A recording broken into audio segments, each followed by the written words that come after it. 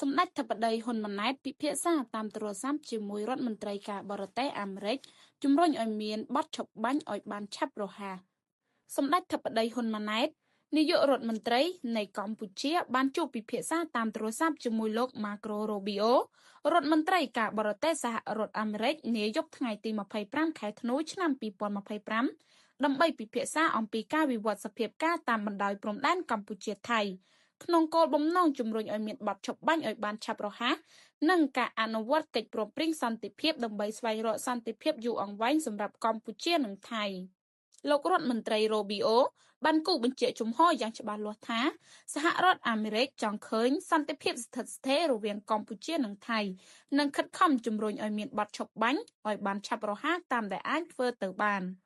សម្ដេចបវរធិបតីបានបញ្ជាក់ជាថ្មីអំពីការប្រកាន់ខ្ជាប់យ៉ាងម៉ឺងម៉ាត់របស់កម្ពុជាក្នុងការបន្តអនុវត្តតាមស្មារតីសេចក្តីថ្លែងការណ៍រួមនៅទីក្រុងកូឡាឡាំពូនិងសង្ឃឹមថាភាគីទាំងពីរនឹងបន្តធ្វើការជាមួយគ្នាស្របតាមកិច្ចព្រមព្រៀងដែលមានបើតាមសម្ដេចធិបតីកម្ពុជាបន្តរក្សាជំហរក្នុងការដោះស្រាយបញ្ហាព្រំដែនដោយសន្តិវិធី